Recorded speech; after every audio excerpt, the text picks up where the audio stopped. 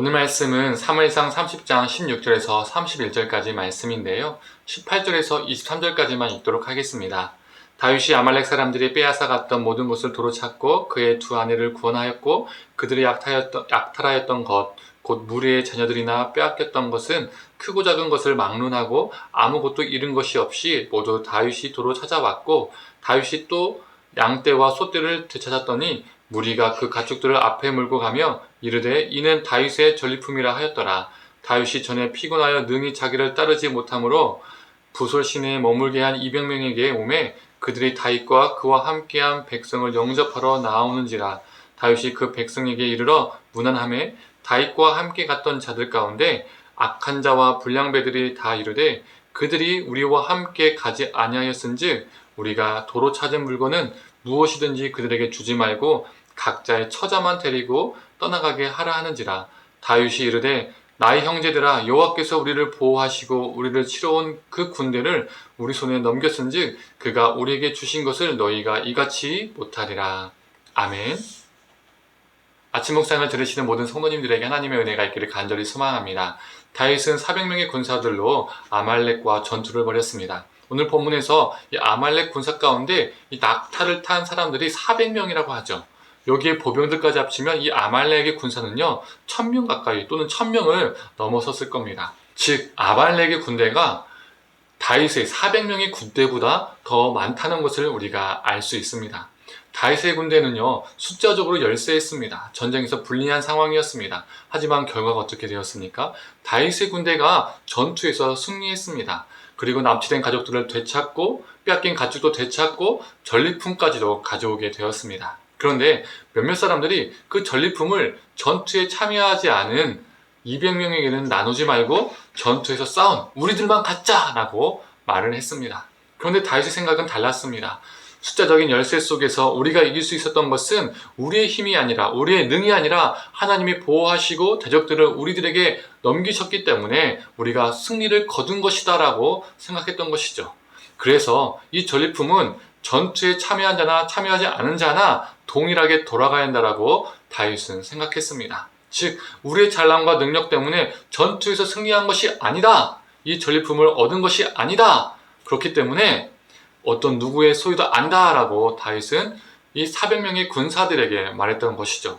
다윗은 이 승리가 값없이 주신 오직 하나님의 은혜, 선물임을 알았습니다. 그래서 특정인만 취하는 것이 아니라 모든 사람이 함께 누려야 한다라고 생각했던 것이죠.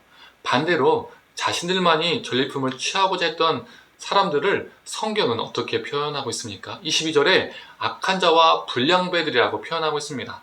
우리에게도 마찬가지입니다. 다른 사람이 악한 자, 불량배 이런 게 아닙니다.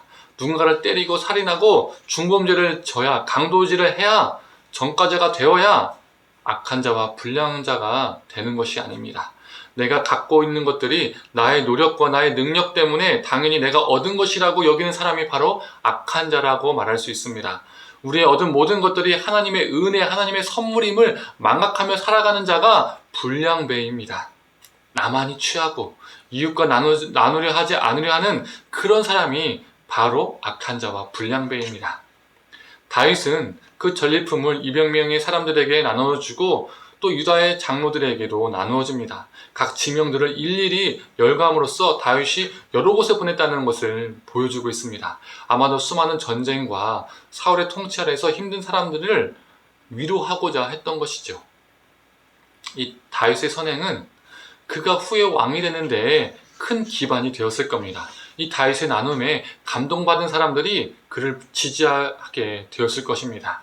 그는 악한 자와 불량배들과 달리 선한 왕으로 준비되어 가고 있음을 오늘 본문은 보여주고 있습니다. 초대교회 성도들의 모습도요, 이 다윗의 모습과 같습니다. 자기의 소유를 자기 것이라 주장하지 않았습니다. 하나님이 자신들에게 주신 은혜이기 때문에, 선물이기 때문에, 그래서 자신의 소유를 팔아서 사도들의 발 앞에 내놓아 이 가난하고 어려운 사람들을, 자신들의 지체들을 그들은 도왔습니다. 나눔과 사랑의 삶을 그들은 살았습니다. 사랑하는 성도님들, 우리도 다윗처럼 초대교회 성도들처럼 살아가기를 원합니다.